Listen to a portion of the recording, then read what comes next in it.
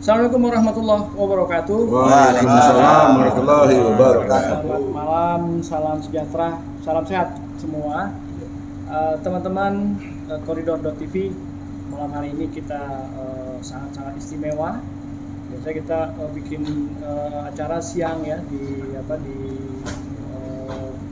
di studio.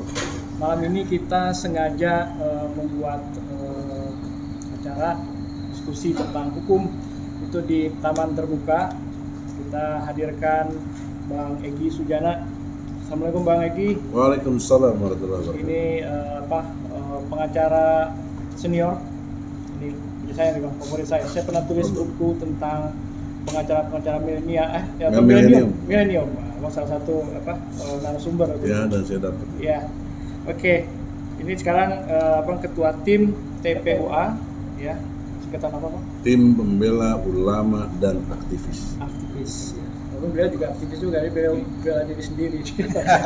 Ini ada Bang Taqwa Yunus ya.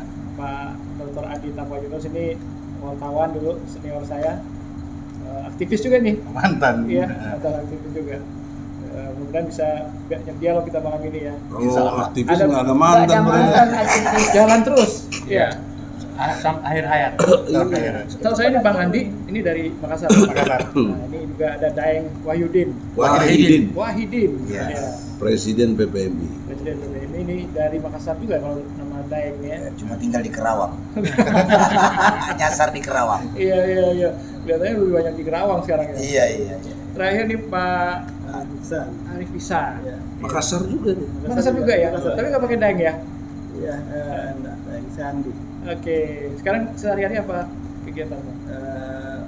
Saya sebagai konsultan engineering, sekarang menggugat Jokowi. Oh. Prinsipal TPUA. Prinsipal TPUA. Oke. Selanjutnya ada Pak Deden, Deden Samsudin, seorang hukum ya. Ini Ketua Umum Asosiasi Badan Permusyawaratan Desa Nasional. Ya. Itu ada Ibu Ida. Ini nama ibu ini pas nama orang tua saya nih. Jadi makanya saya tebak langsung orang Padang tadi. Oh iya. Ini bendahara TPUA ya. Lahir Bang Muslim Arbi. Bang Muslim Arbi. Kalau nama udah pasti kenal semua ini. Ya. Saya baru ketemu hari ini nih. Ya. Mudah-mudahan nih malam ini kita bisa dialog lebih hangat ini. Kebetulan tadi kita ngumpul semua Bang Egy, Ya. teman-teman dari Sawalunto, dari anggota BPD, mereka ingin bergabung dengan APETNAS, DPD apa itu? Badan Permusyawaratan Desa. Ya, tadi kita cerita yang tergabung di APETNAS. Karena ada DPD Dewan Perwakilan Daerah. Ya, ini BPD. UBPD. Nah, mereka itu anggota dewannya lah di tingkat desa. Bang Edi udah pada sehat ini sekarang sama Bang Andi Taqwa Yunus di APETNAS. Makasih deh Bang. Alhamdulillah. Ya, kehadiran Abang bisa membawa lebih cerah nih. Jangan cuma pajang nama, nasihatnya nggak didengar. Iya. Adinda kan orang Padang, jangan iokan di orang lalu kan Jawa itu. Iya. Nggak boleh. Jadi jangan dipilih nasihat yang pas ya, Iya. yang nggak pas nggak dipakai nih. Iya. Itu fasik namanya. Nah kita ada rencana membuat LBH APETNAS. Oh gitu. Jadi, Iya. kita mungkin mohon bantuan Bang, mungkin dari teman-teman yang lain juga ikut saling support gitu. Karena sekarang nih teman-teman anggota BPD udah banyak ketemu masalah-masalah hukum nih, ya dengan Kades ya. Kalau tadi kita diskusi tuh dengan Sangau ya, udah diancam nih. Ini kapan ya mau dimasuk bui nih gitu kan? Ya ngeri banget kan.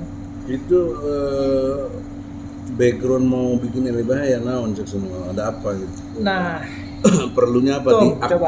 Akpena saya kan? bisa jelasin, saya minta ketum. Ya Pak Ketum, Deden, Siap. Sadulur, orang Sumedang. Sudah. Ya, assalamualaikum warahmatullahi wabarakatuh. Waalaikumsalam. Terima kasih Pak Indra, Pak Bang Egy, dan yang lainnya. Mungkin saya sedikit ilustrasi masalah BPD. BPD adalah Badan Permusyawaratan Desa dan telah lahir Undang-Undang Nomor 6 Tahun 2014 bahwa BPD itu sebagai penyelenggara pemerintahan bersama kepala desa dan mempunyai tupoksi satu mengawasi, menampung aspirasi, memberikan informasi dan mengesahkan dan merancang APBDes di desa. Nah, mungkin yang tadi disampaikan banyaknya ancaman atau misalnya kayak kadang-kadang pemerintah tuh dengan kehadiran APEDAS di setiap kabupaten dan provinsi itu kadang-kadang dipandangnya suatu ancaman untuk padahal kita sebetulnya sesuai regulasi gitu. Coba di breakdown definisi ancamannya apa ini? Yang tadi disampaikan Pak Indra bahwa pokoknya kapan harus dibui ya tadi yang orang Sangau itu. Mungkin itu masalahnya munculnya. Oh, mungkin masalahnya yaitu spesifiknya. jadi kadang-kadang dengan tupoksinya kita sebagai pengawasan itu kadang-kadang dana desa ngalir ke desa yang mana itu dana desa itu diperuntukkan untuk fisik 60% dan pemberdayaan 40%. Nah, tapi dalam perjalanan fisik itu ternyata tidak sesuai dengan spek gitu. Misalnya jalan gang atau jalan desa itu tidak sesuai dengan spek. Nah, si Badan Permusyawaratan Desa ini melakukan. Jadi diduga ada korupsi lah. Iya. Bahkan di Musirawas sampai ada diancam sampai pakai golok Oleh kepala desa, dan kepala desa itu menyuruh premannya gitu. Karena itu di dalam proyek pembangunan jalannya itu tidak sesuai dengan spek. Karena si anggota BPD menjalankan fungsinya Fungsinya, sebagai jelas. pengawas. Dia nggak mau diawasi nih Bang. Gitu. Bahkan tadi di Kubu Raya ada BPD-nya itu dipecat oleh kepala desa jadi PAW gitu. Padahal sesuai undang-undang itu BPD itu bisa mengusulkan kepala desa untuk diberhentikan gitu, kalau melanggar aturannya gitu. Jadi terbalik, ini malah BPD-nya yang dipecat gitu. Nah itu Ya, jadi kemarin karena masalah-masalah seperti ini udah banyak muncul Bang. Jawa Barat kemarin bikin semacam penyuluhan hukum lah ya. Oh ya, paralegal ya. Nanti ini yang akan oleh Akpena, oleh APEDNAS ya. Jawa Barat kemarin. Singkatan apa itu? Asosiasi. Jadi awal-awal mah agak berlipat dikit sekarang. Asosiasi Badan Permusyawaratan Desa Nasional. Tapi kalau udah malam ini besok-besok kamu udah lancar. Ya. Ya baru diangkat. Ya, suatu kehormatan bagi APEDAS Bang Egy bisa bergabung sama Pak Andi. Adi dan rekan-rekan yang lainnya. Mudah-mudahan bisa memberi warna dan memberikan motivasi untuk APEDAS ke depan. Ya. Ya. Jadi mulai banyak muncul masalah-masalah, terutama di desa-desa. Konflik nih mungkin antara anggota BPD yang menjalankan fungsinya sebagai pengawas desa ya, dengan kepala desa sebagai pengguna nih ya. Pengguna anggaran. Dalam kesempatan ini, pertama saya bersyukur kepada Allah Subhanahu wa Ta'ala percaya untuk menjadi Dewan Penasehat. Sama brother saya udah 40 tahun lalu saya ngambil ini, bukan baru sebentar. Itu berkait dengan Dewan Penasehat, APEDNAS. Oleh karena itu, sebagai penasehat untuk fokus dalam LBH, saya punya suggestion, saran-saran atau yang namanya nasihat ya. Pertama, saya berdasar teori yang saya buat. Profesor saya ini melahirkan teori ini. Banyak profesor tapi nggak punya teori. Cuma karena karena pengabdian pengajaran, administrasi, nggak ada prestasinya apa. Wah, kan profesor, pokoknya direktur jadi ini. Ini teorinya apa? Nah, teori saya OS Jubedil. O-nya objektif, S-nya sistematis, T-nya toleran, Jubedil jujur bener adil. Ini sebagai kerangka ilmiah untuk metode berpikirnya. Karena dalam dunia ilmiah itu dua persoalan penting. Satu metode, kedua istilah. Contoh PPKM, ini istilah. Tapi jadi perdebatan serius. Kenapa? Dalam praktek PPKM itu banyaknya pelarangan. Kan judul PPKM itu kan pembatasan kegiatan masyarakat. Tapi prakteknya pelarangan. Sampai orang dilarang berdagang, dilarang ini, dilarang ke sekolah, dilarang. Bagaimana teori pelarangannya itu kok menjadi istilahnya pembatasan? Ini kan nggak ini. Nah, ini artinya kekeliruan metode ilmiah berpikirnya. Nah, ini namanya on. Yang bikin konsep ini on. Karena prakteknya nggak sesuai dan tidak ada pernah evaluasi. Pakai lagi sampai level 4 ini level ini. Terus berjilid-jilid lagi kayak film seri. Netflix. Kalau pembatasan itu kan ada ukurannya. Artinya secara intelektual ada namanya prediksi. Bagaimana memprediksi seminggu bisa nggak PPKM? Kenapa dia berani ngomong seminggu? Tahunnya udah seminggu lewat, ditambah lagi seminggu, ditambah lagi seminggu.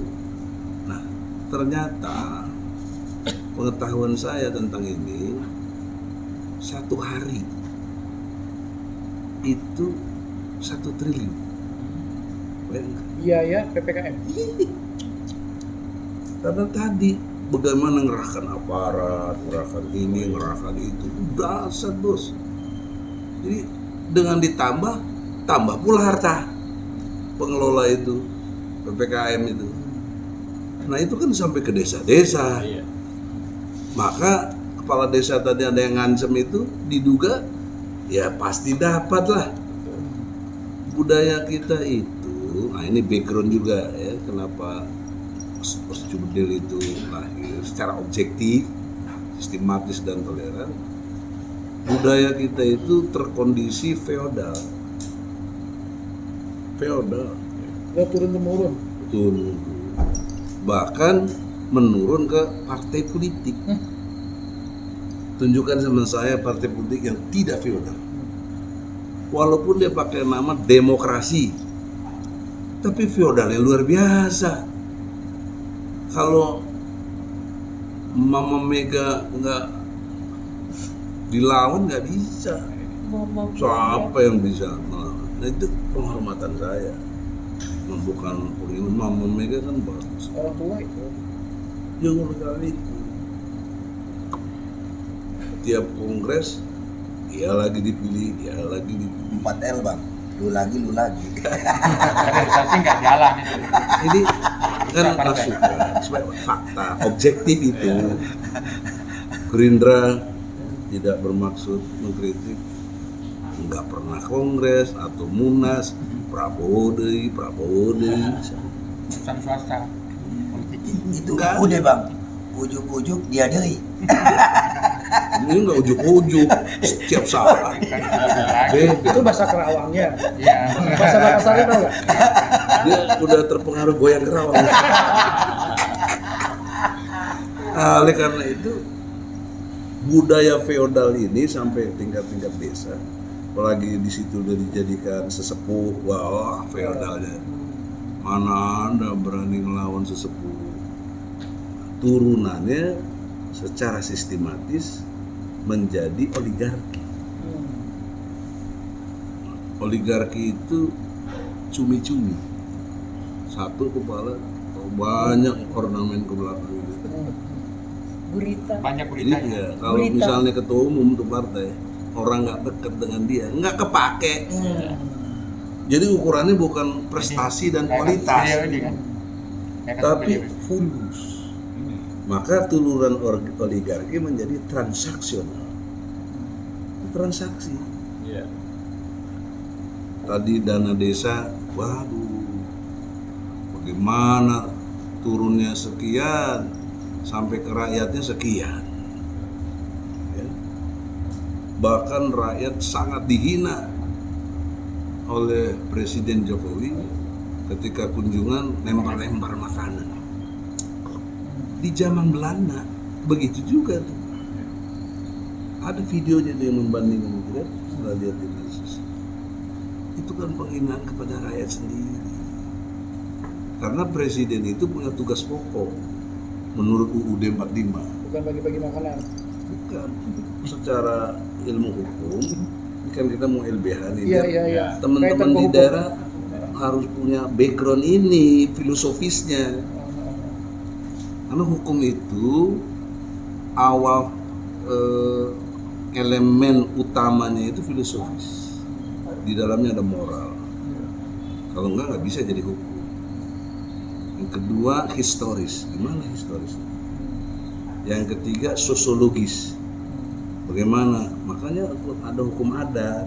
Beda di Padang, beda di Sunda, beda di Makassar. Nah, itu sosiologis. Baru yang keempat yuridis. Dunia cuma 3 secara umum bersama itu, filosofis, historis, sosiologis. Saya melalui teori saya tambah 2, yaitu yuridis dan psikologis. Suasana kebatinan masyarakat itu, suasana kesadarannya. Nah, mengapa terjadi feodal, oligarki, dan transaksional? Bodoh. Padahal tugas pokok presiden mencerdaskan kehidupan bangsa. Itu. Tapi kan dikaitkan ke hukum, boleh dibilang mereka nggak ngerti hukum. Iya dong. Itulah pentingnya ada LBH. Kalau saya boleh saran biar kita lebih eksklusif dalam pengertian istilah, karena istilah ini penting dalam dunia intelektual. Klinik hukum. Jadi asumsi orang kalau klinik udah paham. Kalau dokter untuk fisik, kalau klinik hukum untuk batinnya, terzolimi, diperlakukan tidak adil, dibohongi, ditipu, itu kan batin. Suasana kebatinan ini nggak boleh lupa. Nah, pasal 34 UUD 45 mengatakan dengan amat sangat jelas bahwa fakir miskin, anak terlantar dipelihara oleh negara. Pertanyaannya, negara yang mana? Kalau bicara negara harusnya ada 4 elemen. 1 rakyat, 2 pemerintah, 3 wilayah, 3 hukum, 4 wilayah. Nah, jadi ada unsur hukum di dalam konteks apa yang dimaksud dengan kepentingan orang desa atau fakir miskin yang orang lemah. Kan sering banyak bikin ada ulah, ada masalah, ada kriminalitas. Kalau mereka melakukan kriminalitas atau mereka dizolimi tadi di tingkat desa, perlawanannya gimana? Rakyat orang feodal nggak ada yang berani. Nah, mestinya klinik hukum ini muncul. Di istilah kita LBH itu core besarnya. Jadi LBH organisasi kita ini punya di 80.000 desa itu 1 klinik hukum. Bisa bersampingan dengan puskesmas yang urusannya fisik, ya sakit, kan ada BPJS-nya. Tapi yang urusan batin BPJS-nya mana? Katanya dipelihara oleh negara. Rumah yatim nasional pernah dengar? Enggak ada. Bukan belum, enggak ada. Sudah 76 tahun merdeka, 7 kali ganti presiden, nasib bangsa kita tetap terjajah secara substansi. Tidak merdeka mereka. Karena fakir miskin meningkat. Di periode yang sekarang rezim Jokowi Maruf meningkat. Pengangguran meningkat.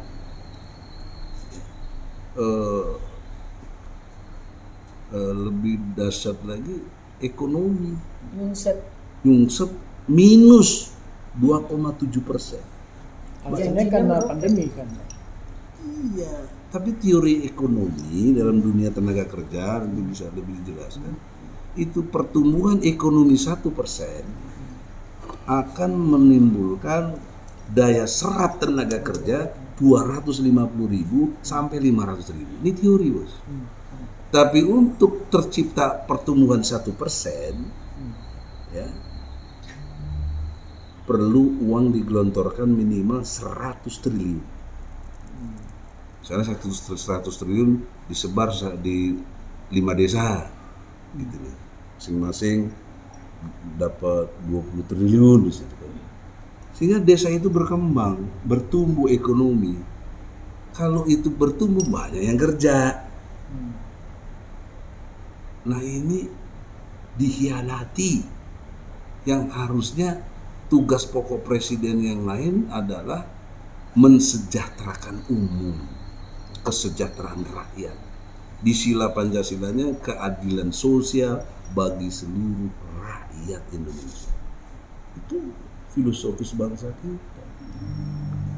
Tapi karena kita dijajah secara substansi dengan pendekatan feodal, oligarki dan transaksional, jadilah dia bangsa yang terjajah tapi tidak menyadari dia terjajah. Karena dia diciptakan bodoh.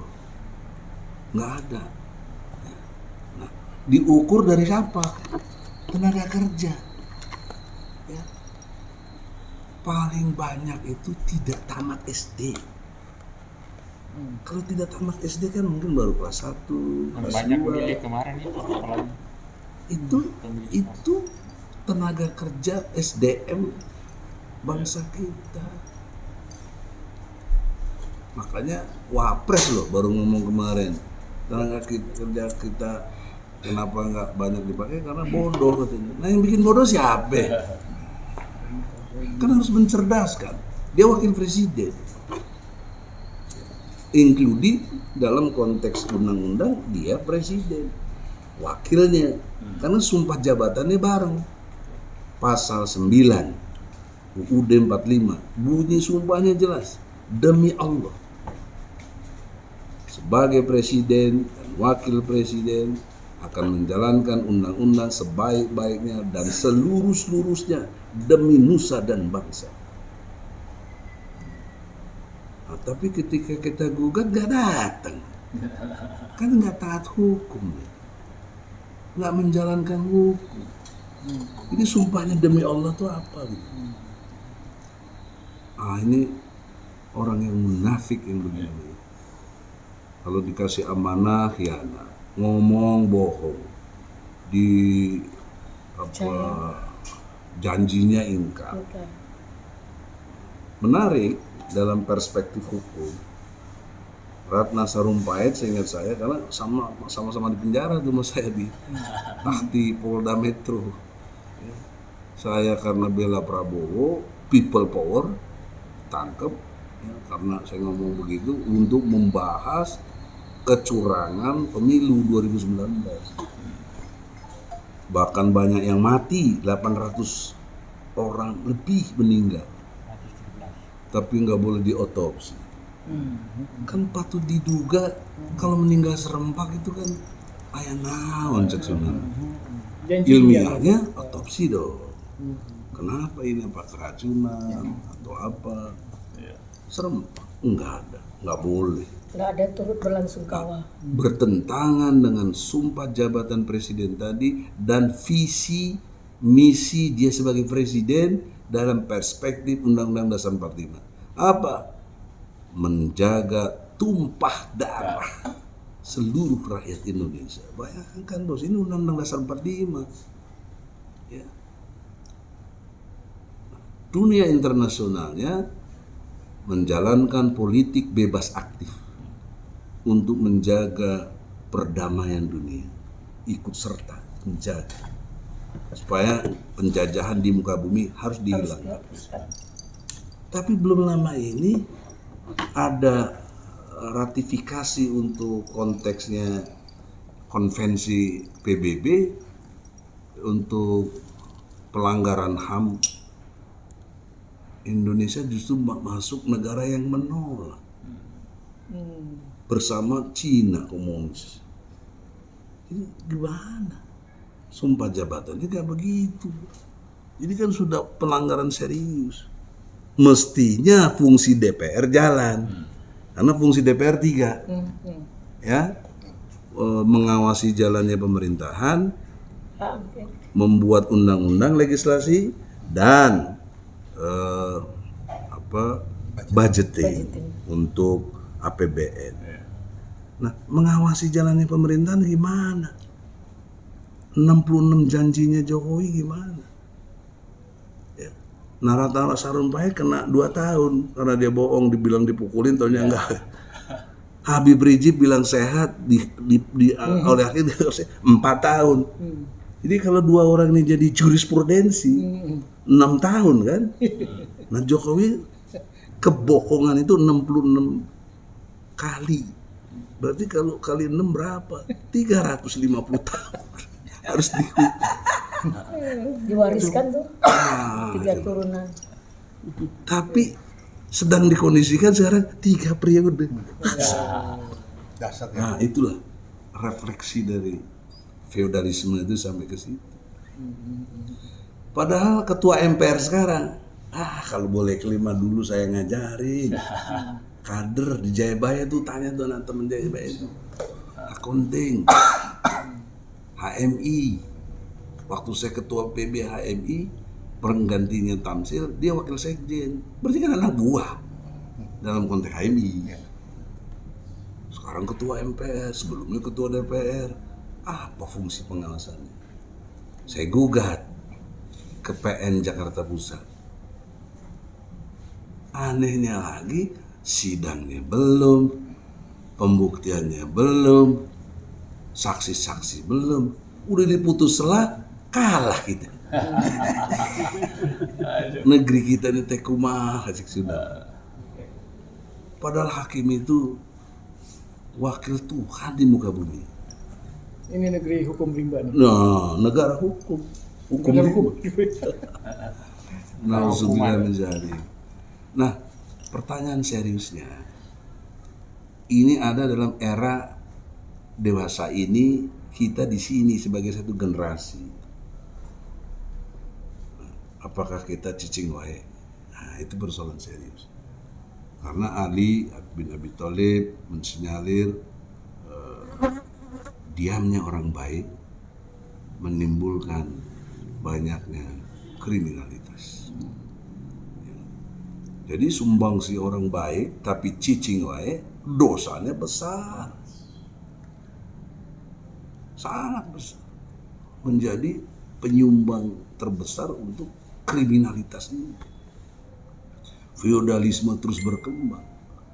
Karena orang nggak berani bicara. Siapa yang bicara? Kalau di partai di recall. Nggak nurut, dipecat. Kan begitu. Coba partai mana yang enggak? Ya. Cuman dia takut bicara karena dia juga nggak ngerti hukum. Ya itulah pentingnya LBH gitu. Klinik hukum. Kalau udah setuju dengan klinik hukum nggak luar biasa. Karena lebih tepat dari segi istilah dan untuk ngobatinnya gitu loh. Karena yang disakitin itu batinnya. Kalau itu kan lembaga bantuan, bantuan naon. Kalau klinik nggak ada sisi pembelaan dong. Tidak, disitulah advokasinya yang mendalam. Mendalam itu justru kalau dia ke puskesmas karena penyakitnya kronis nggak sanggup, dioper ke rumah sakit yang lebih besar dan punya alat-alat ini. Nah kalau klinik hukum nggak sanggup, kita DPP turun gitu loh, misalnya untuk menyelesaikan itu. Dan lebih dari itu, kenapa ada pasal 34? Karena sebelumnya ada pasal 33. Bumi, air, dan segala kekayaan alam yang terkandung di dalamnya dikuasai oleh negara dan diperuntukkan untuk semakmur-makmurnya rakyat. Maka logikanya kalau ini jalan, pasal 34 jalan gitu loh. Yang fakir miskin anak terlantar jalan itu, the founding fathers itu tuh top. Undang-Undang Dasar 45 yang asli itu. Tapi kita di amandemen terus udah sampai 4 kali. Tahun 2002. Jadi kalau udah di amandemen bukan lagi Undang-Undang 45 nih, Undang-Undang nomor 20 2002. Kan begitu logika hukum mestinya. Ini persoalan serius hukum kita. yang membuat kita secara filosofis, secara historis, secara yuridis, secara psikologis menjadi ancaman serius untuk kita beradab.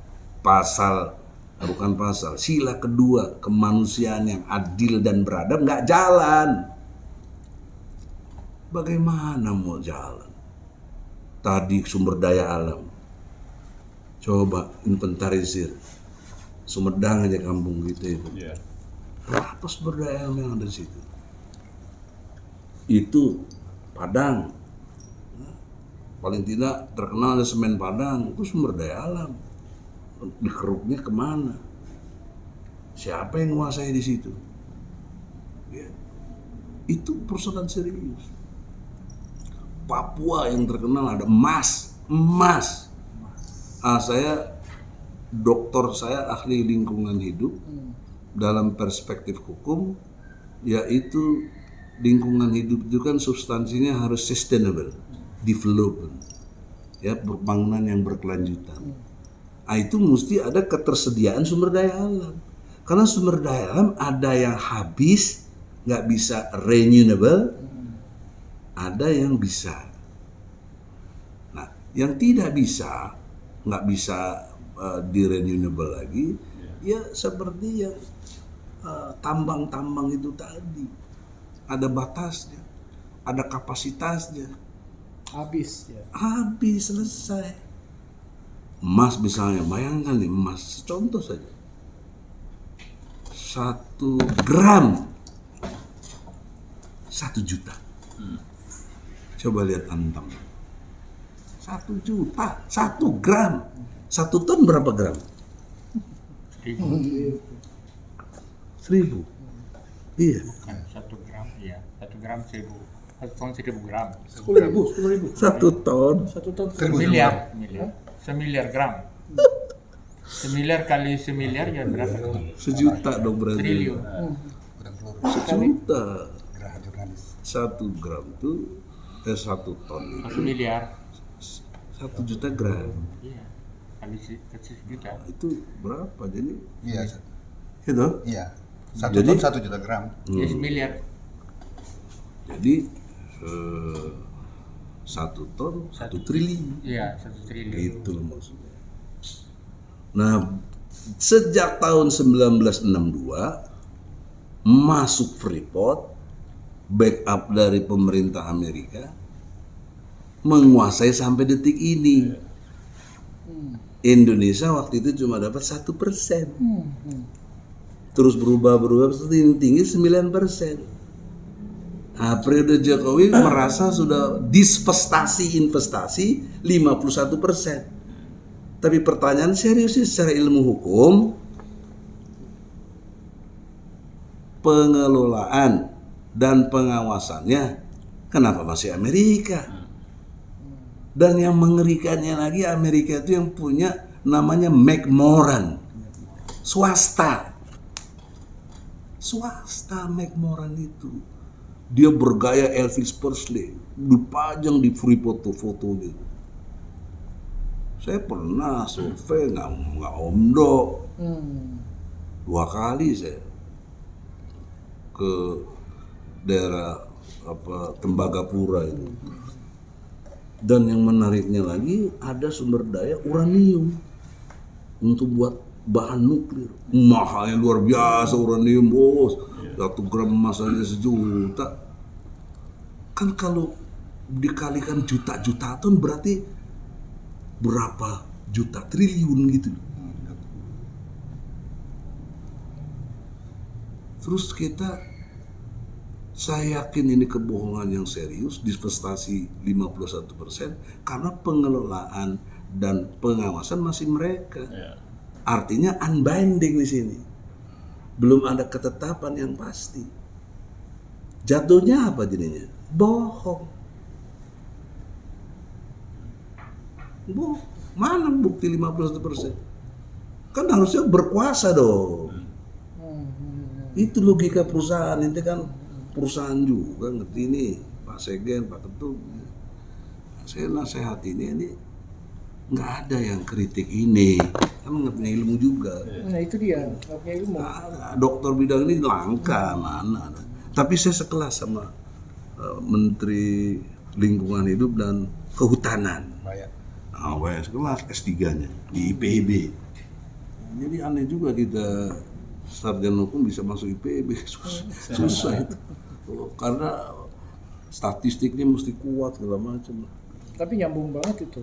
Ya kan? Nah, maka dalam konteks klinik hukum, saya sarankan apabila klinik hukum ini udah ada atau yang udah adanya di mana, gugat bupati, gugat gubernur. Kau punya apa aja di daerah ini sumber daya alamnya, di listing dulu tuh.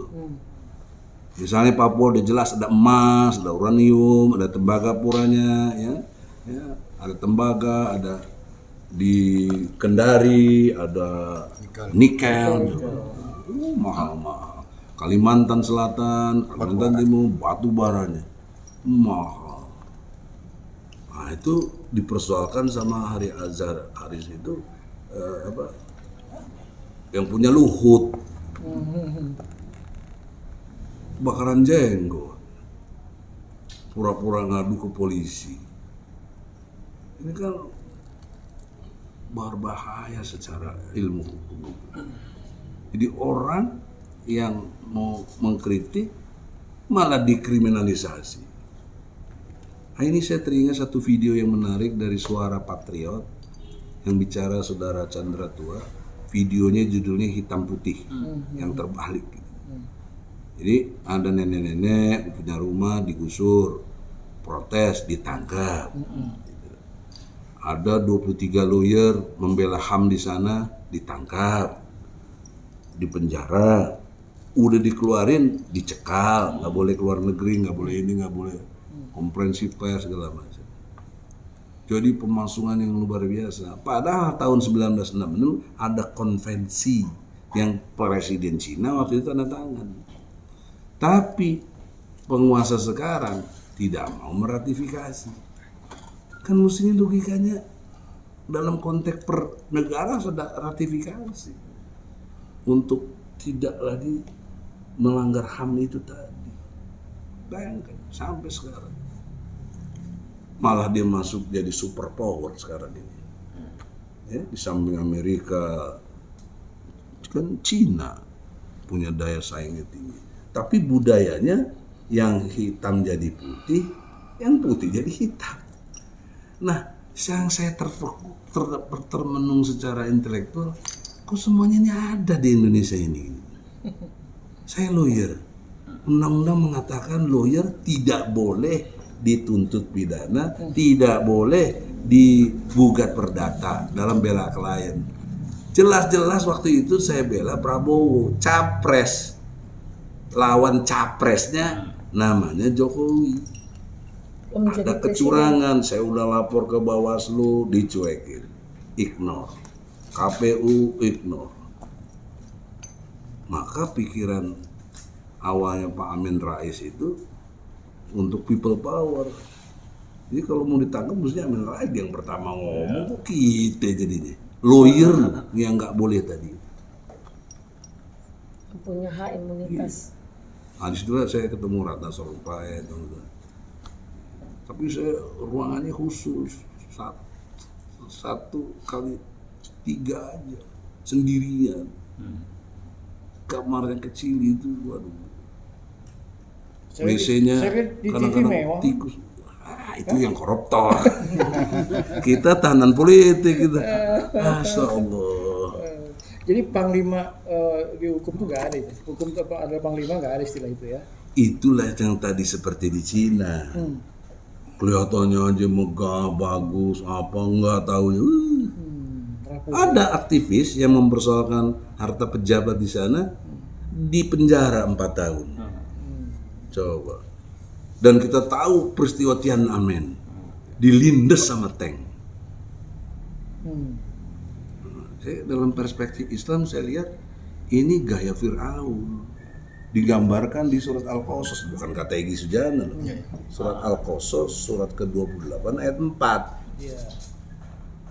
Fir'aun itu ciri khasnya menindas rakyat, berbuat sewenang-wenang, memecah belah rakyatnya, membunuh rakyatnya, ya, dan membuat kerusakan. Itu Firaun. Di ayat 39-nya surat Al-Qasas, ya, jadi bisa dilihat referensinya namanya.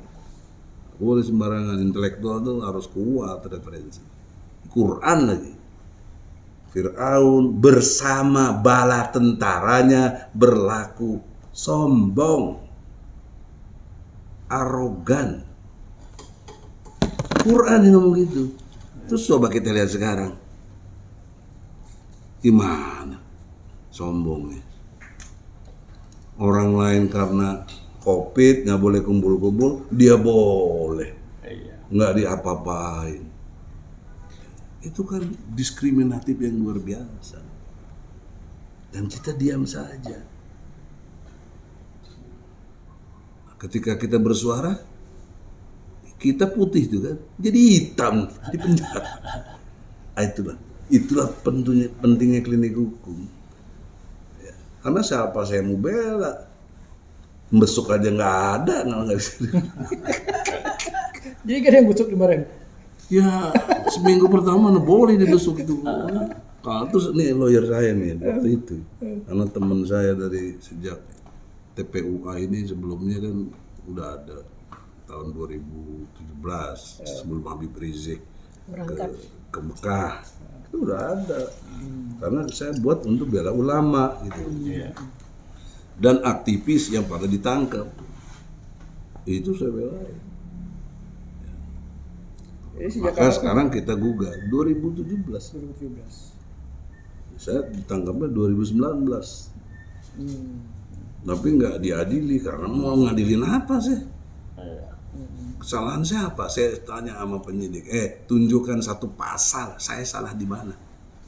Mana? Ini ngamuk di Polda.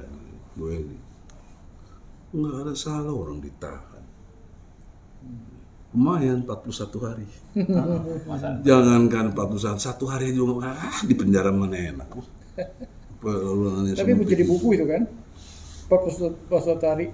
Oh, hikmahnya banyak.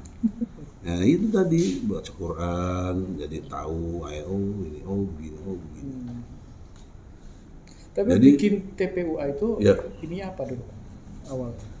filosofis, historisnya, sosiologisnya itu tadi ulama banyak yang dikriminalisasi. Tidak ada yang bela. Terutama Habib Rizik waktu itu. Tapi nggak ada yang bela. Faktanya sampai hari ini malah di penjara. Padahal kan pakai ilmu hukum ya. Dia ditanya di rumah sakit Umi, bagaimana keadaan sehat? Sehat. Kita kan biasa bos. Kalau ditanya sehat, padahal kita lagi batuk-batuk, sehat juga. Nggak ada apa-apa. Kok ini jadi di penjara? Padahal yang memberi keterangan pihak rumah sakit, direkturnya lagi. Makanya jadi tersangka juga. Masya Allah. Padahal dia punya otoritas tentang pasien itu.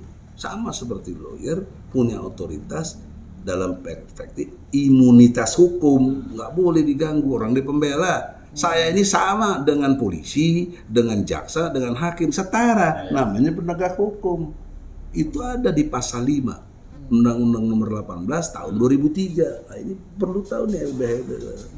Jadi kalian jangan terkena feodal, jangan takut oligarki, ya, dan jangan kalian ini takut transaksional. Karena nggak mungkin akan menjadi dapat keadilan kalau nggak ada perjuangan. Saya kasih 3 contoh negara yang berbeda, tapi berani melawan. 1, Israel tunduk menyerah tanpa syarat kepada Hamas. Mengapa Hamas? Kenapa Israel yang begitu dikdaya Yahudi? Semua presiden Amerika rata-rata Yahudi. Jadi istilah saya, Israel adalah Amerika kecil. Amerika adalah Israel besar. Itu nggak bisa dibantah secara fakta. Tapi faktanya kalah, menyerah tanpa syarat, ngajak damai. Artinya kan bendera putih itu. Kedua, Taliban baru terjadi sebulan 2 bulan lalu. Taliban itu kalau di sini namanya santri, Iya. di sana Taliban, dileceh-lecehin Taliban Pesbal, Taliban, astagfirullah. Itu santri. Bubar Amerika. Padahal senjata, alat beratnya, roketnya, daya serbu pesawatnya, waduh, sampai 8 miliar US dollar persenjataannya. Nggak bisa dikuasai. Berpindah ke Taliban yang tayanan naon sebenarnya. Tapi dia lupa ada kekuatan Allah. Surat Al-Anfal ayat 8. Dibantu oleh para malaikat. Berturut-turut 1000 malaikat. Waktu wawancara yang kita lihat, tokoh Taliban, kenapa kok Anda jadi bisa ditakuti? Apa yang bisa melatar belakangi itu? Ya, saya punya di setiap daerah itu paling 10 orang, 20 orang. Tapi Amerika lihatnya ribuan orang. Pakai gaya sorban semua. Siapa itu? Itu keimanan saya sesuai dengan surat Al-Anfal ayat 9, ini malaikat. Ya kabur lah orang. Kabur. Nggak berani. Tapi pengamat kita yang ahli sok-sok militer, Amerika meninggalkan Afghanistan karena ada mainan baru, yaitu perang di Natuna. Jadi lebih tertarik ke situ. Apa analisa kok begitu? Faktanya apa? Analisa. Biasa jadi komentator bola. Astagfirullah. Tapi doktor tuh bidang militer. Kalau debat mah kita mah pakai teori Osjibudil lewat pasti itu. Insya Allah. Bukan insya Allah, udah pasti karena ini teori ini dari Allah ini. Osjibudil objektif. Mana ada orang yang mau diperlakukan subjektif? Pasti objektif. Artinya tidak memihak. Betul-betul objeknya apa? Mana orang yang mau acak adut? Maunya sistematis dong. Tulisan juga begitu. Ya pasti skripsinya nggak lulus kalau nggak sistematis. Terus mesti ada toleransi. Ya. Kalau misalnya walaupun dia anak kecil tapi benar, kita harus ikut. Nah kita kan enggak, dunia intelektual banyak kali alasan-alasan. Makanya menurut saya tukang sihir zaman sekarang itu para intelektual. Kalau dulu nenek-nenek lampir pakai sapu terbang yang kayak film apa itu? Siti Sirik. Harry Potter ya kan? Nah itu tuh, tukang sihir sekarang itu para intelektual yang menjual dirinya, integritasnya dijual karena sudah feodal, oligarki, transaksional. Takut. Profesor kita yang kan begitu kelas-kelasnya. Itu fakta. Maka persoalan serius bangsa kita. Jadi kita harus gimana tuh Bang? Ya, kalau Quran, hadis mengajarkan ibda binafsih, mulai dari dirimu.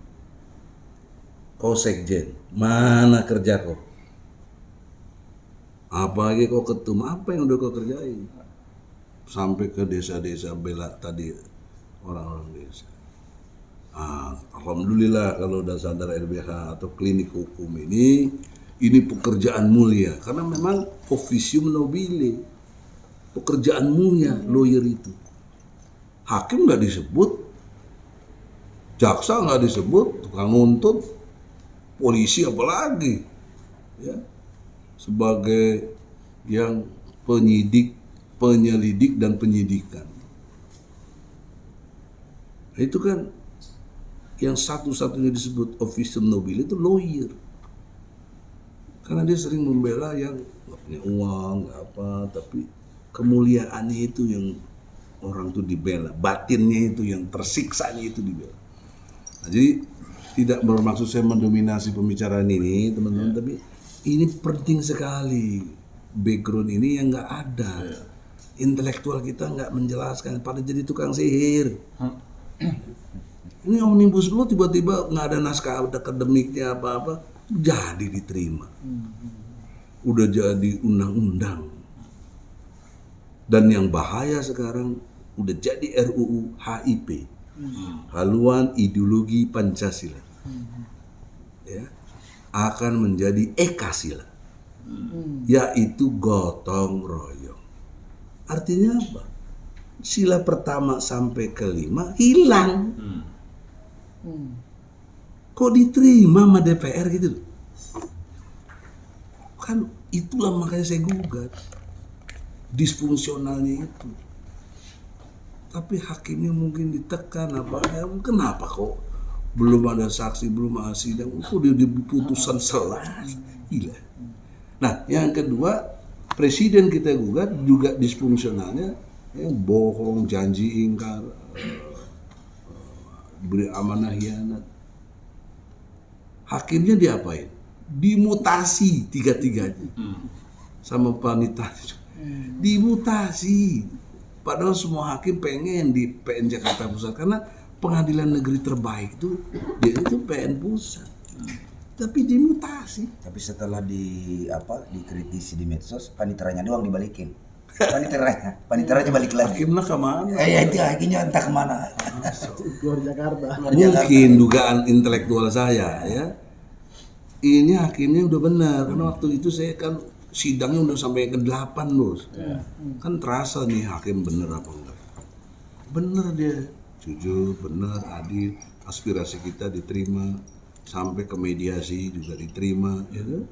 Sama dengan yang hakim waktu di DPR, ya. Ini kan udah proses 6 bulan, ya.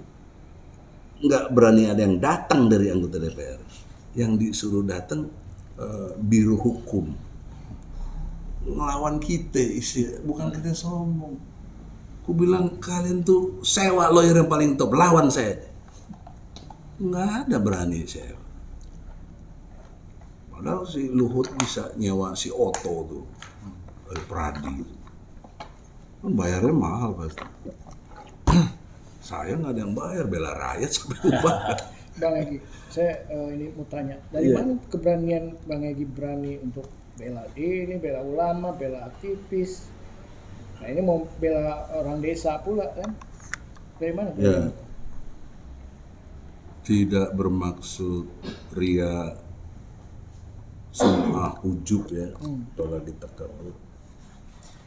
Kita ada komitmen dalam Islam.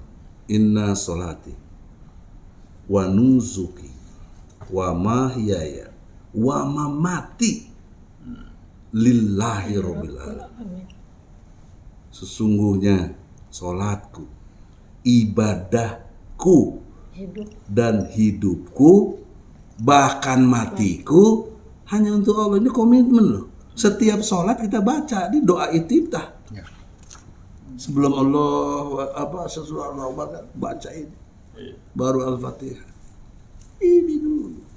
Nah, pertanyaannya sekarang kita lagi hidup apa mati nih? Hidup. Terus kita lihat nggak ada orang ditindas? Banyak. Kok naon cicing wae? Apa janjiku sama Tuhan itu? Cicing wae itu artinya diam aja, itu Sunda. Bahasa Padang apa tuh? Anak no Anak no anak no Ya cocok banget.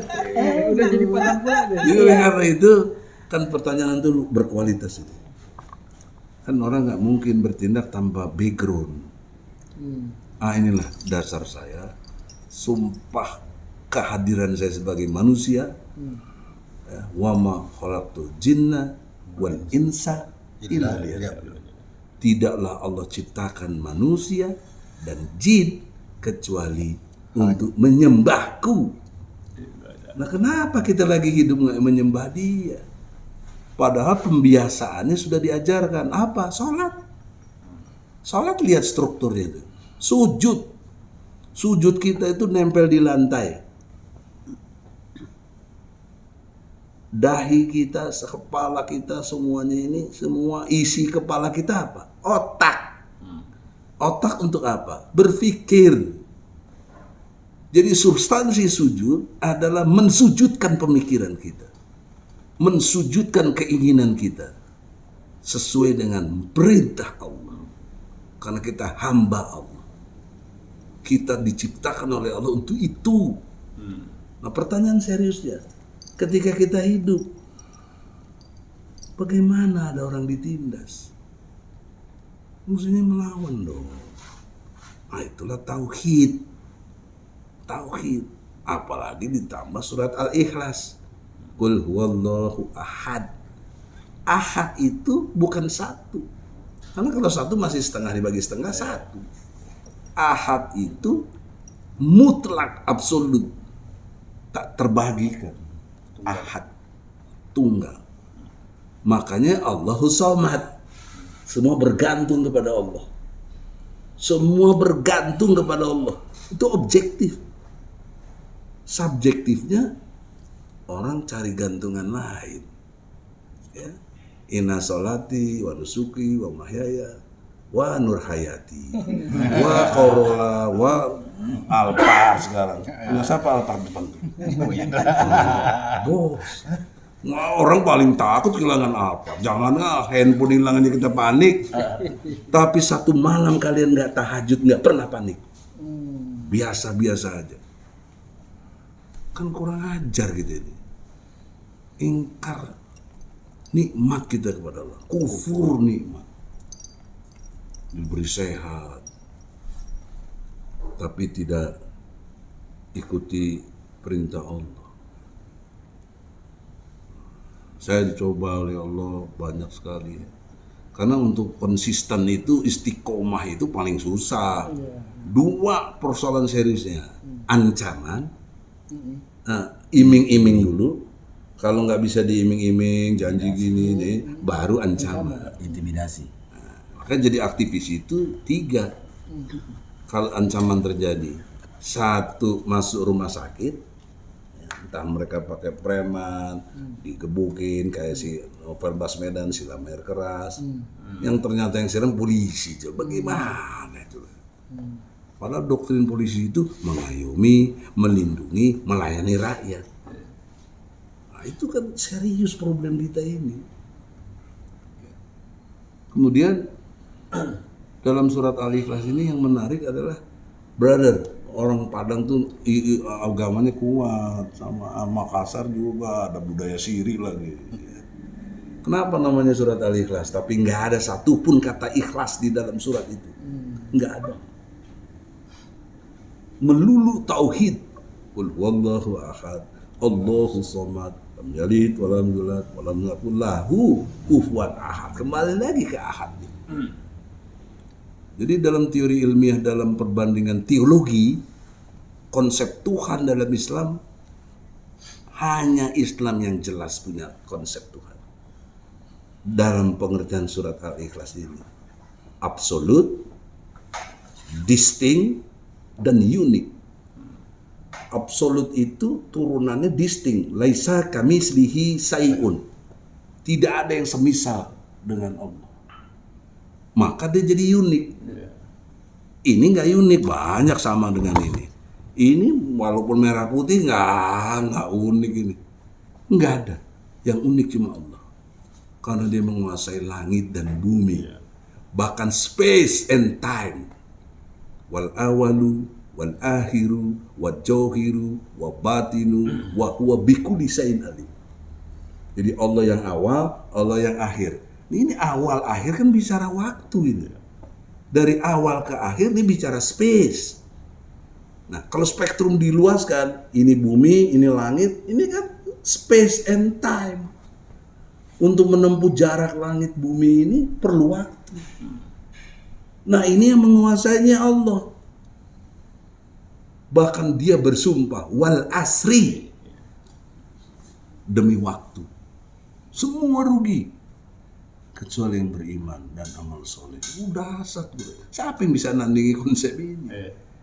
Tapi mereka jahat. Jangankan kita, Tuhan aja difitnah. Dibilang punya anak. Mana orang-orang kulhuwallahu Allah salamnya di malam yulat nggak diberanakan ya. Bilang punya anak gimana? Bang, kalau pemikiran kita mungkin seperti apa? Mau? Kembali ke negara kita. Tauhid ini, inilah yang dasar negara kita. Pasal 29 ayat 1. Negara Republik Indonesia berdasar kepada ketuhanan yang Maha Esa. Siapa yang Maha Esa? Allah. Di mana saya tahu Allah? Di alinea ketiga. Pembukaan Undang-Undang 45. Dengan rahmat Allah dinyatakan kemerdekaan bangsa Indonesia. Rahmat Allah. Nggak ada rahmat Tuhan lain. Allah. Maka logika hukumnya, Allah itu punya hukum. Namanya hukum Islam. Mestinya di negeri ini berlaku hukum Islam. Siapa yang memberlakukan? Menurut pasal 5 ayat 1 sebelum amandemen, Presiden memegang kekuasaan tertinggi dalam membentuk undang-undang dengan persetujuan Dewan Perwakilan Rakyat.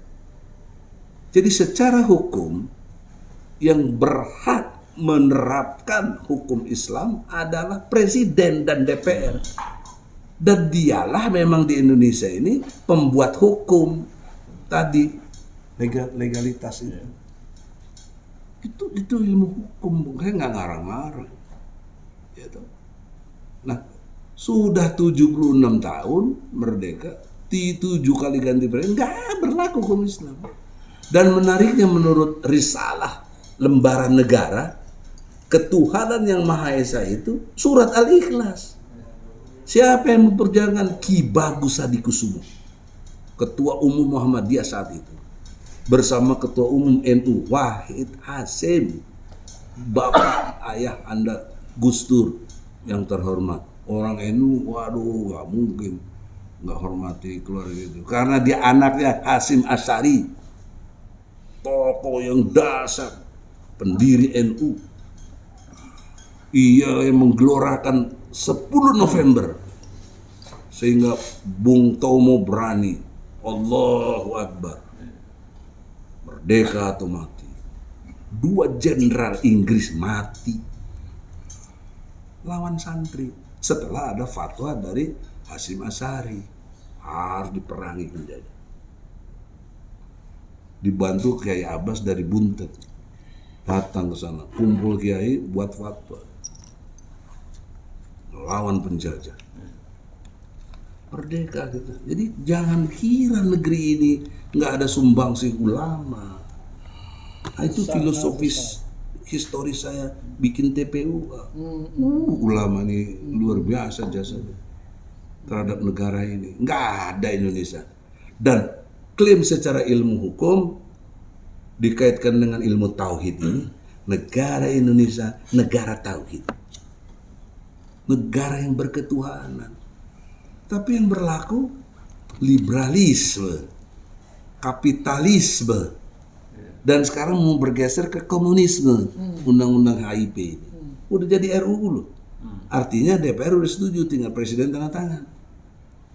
Masya Allah, disahkannya malam-malam. Seperti kabinet Jokowi juga jam 1 malam diumumkan KPU. Ini kan jadi kabinet UKUK kan malam gimana? Di Quran malam tuh untuk istirahat. Itu Bang yang punya pemahaman seperti itu nggak banyak Bang. Hanya Bang Egy kali. Ya Alhamdulillah. Tapi Nah, gimana yang lain juga bisa tahu itu? Anda punya pahala besar dengan channel apa ini? TV.com. Koridor.tv sama beritadesa.tv. Nah, di sini juga ada PPMI Center, ada Egy Sujana Channel. Oh. Jargonnya cerdas, berani, militan. CBM. Mudah-mudahan ini juga begitu dong. Iya. Mesti cerdas. Kalau cerdas pasti berani. Orang yang berani itu cerdas. Kalau dia penakut, bodoh. Orang on yang bodoh itu karena kurang informasi gitu. Jadi kalau dia cerdas, dia pasti berani. Pasti berani. Oke. Kalau udah berani pasti militan. Pasti. Tadi janjinya kepada Allah sampai mati pun malah dia dambakan mati syahid. Bagaimana sementara mereka tentara bayaran. Dia dapat gaji, kita enggak. Dia lebih baik kita dalam kualitas. Pasti dibantu oleh Allah. Dan ini janji Allah, surat Muhammad ayat 7. Ya ayyuhallazina amanu in tansurullaha yansurkum wa yusabbit aqdamakum. Hai orang beriman, jika kamu mau membela agama Allah, Allah pasti bela kamu dan Allah kuatkan kedudukanmu. Innallaha la yukhliful mi'ad. Allah tuh benar janjinya, nggak bakal salah. Udah dibuktikan tadi tuh. Hamas, Taliban. Yang ketiga, Hong Kong. Nah, ini penting buat aktivisnya nih. Hong Kong itu nggak ada pemimpin. Siapa pemimpin Hong Kong yang berani ngelawan Cina komunis itu? Inggris juga, kan bekas jajahan Inggris itu. Kedua, tidak ada yang mengorganisir. Organisasi apa? Nggak ada NU, nggak ada Muhammadiyah, nggak ada HMI, ya. Tapi dasar bergerak gitu. Dan ternyata yang ketiga, dia nggak ada ego. Kalau di kita kan ego sektoralnya tinggi sekali. Masing-masing itu, gua ketua NU nih, gua ketua PBHMI, gua ketua NU. Wah, lu siapa? Ini kan gaya berpikir setan. Feodal. Setan tuh rajanya feodal. Apa? Anna khairimin. Saya lebih baik dari dia.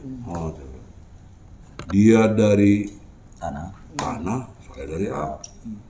Coba, ini kan feodal. Juga gitu. Jadi apa di kita suku-suku? Gue nih Padang ini. Lu apa lu? Lu Sunda ini. Semua merasa the best. Egonya sektoral. Hong Kong nggak ada, bos. Sehingga 2 juta orang bergerak. Mana ada ide disemprot dengan water cannon, dia pakai senjata payung.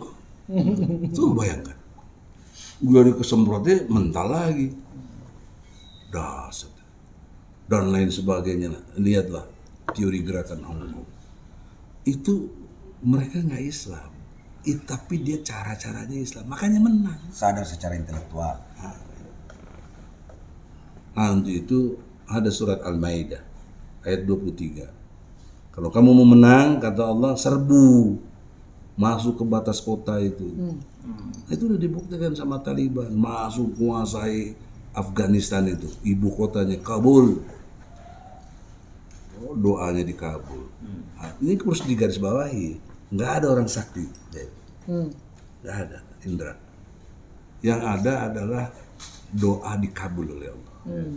Sehingga dia menang. Nah, makanya gini teman-teman TPUA ya. Nah, ini kan prinsipal nih yang gugat. Kalau nggak ada dia saya nggak bisa jadi lawyer. Jadi jangan diiming-iming, jangan takut diancam. Tawakal kepada Allah, pasti dimenangkan kita. Amin. Kita lihat waktulah. Jadi kita nggak usah mikirin 2024. Tahun ini atas izin Allah bisa tumbang. Dan orang yang nggak mengerti, wah jatuhin presiden kan nggak boleh. Boleh, asal konstitusional. Nggak boleh rusuh, nggak boleh bikin kekerasan, nggak boleh pakai gerakan senjata. Nah itu harus dibasmi. Tapi anehnya di Papua udah ada gerakan bersenjata, nggak ada yang nyerbu tuh, nggak ada Densus ke sana, nggak ada TNI, bahkan TNI Polri sudah banyak juga yang dibunuh, tembakin, nggak ada. Nah ini apa artinya ini? Kok tidak equal before the law? Nggak sama orang di depan. Padahal pasal 27 ayat 1 UUD 45 setiap warga negara berkesamaan di hadapan hukum dan pemerintah tanpa kecuali. Nah, kenapa kalau presiden melanggar hukum nggak ada yang berani? Itu filosofi saya menggugat. Wah, katanya nggak ngerti hukum nih presiden nih, hukum tata negara bukan perdata. Di perdata itu ada pasal 1365 Undang-Undang Perdata. Tiap perbuatan melawan hukum yang menimbulkan kerugian bagi orang lain diwajibkan ganti rugi atas kerugian yang diderita oleh orang lain. Itu 1365. Nah, bagaimana mengaitkan dengan presiden? Presiden telah melawan hukum. Apa? Bohong. Janjinya ingkar. Amanahnya hianat. Nggak mau bilang impor, banyak impor. Mobil SMK bilang ada 6.000 yang pesan. Mana mobilnya? Buyback Indosat nggak di buyback, kata dia, jadi bye-bye Indosatnya, bukan buyback. Ini kan menurut pasal 7A UUD 45 perbuatan tercela. Mesti di impeachment. Naon DPR cicing wae, nggak pernah sepanjang hidup DPR pernah berani manggil presiden. Nggak ada. Yang datang menteri. Menteri kan pembantu. Prinsipal itu presiden yang punya 4 pokok tugas tadi. Dengan PPKM aja kita nggak sejahtera. Banyak orang menurun. Nih buruh, banyak yang nganggur nggak? PHK banyak, PHK banyak Mus. Luar biasa PPKM. Tapi tenaga Cina masuk terus. Ah, Gajinya 10 kali lipat lagi punya kita. ini 15 juta yang cuma betulin mur gitu. Bagaimana? Tukang pel, Satpam. satpam 15 juta. Kita UMR 3,5 juta. UMR plus campur demo itu udah. Coba Udah di yang- demo itu baru naik. Masya Allah. Bang, dan ini cerita dikit nih, PPMI itu Ah, apa? silakan. Iya. Jadi tapi itulah basis tauhid. Jadi Ya. teman-teman bergerak tuh itu karena Allah. Supaya kita ini dapat pahala, nggak sia-sia hidup kita. Dan niatkan mati syahid. Amin. Insya Allah. La haula wala quwata illa billah. Ya, silakan yang lain.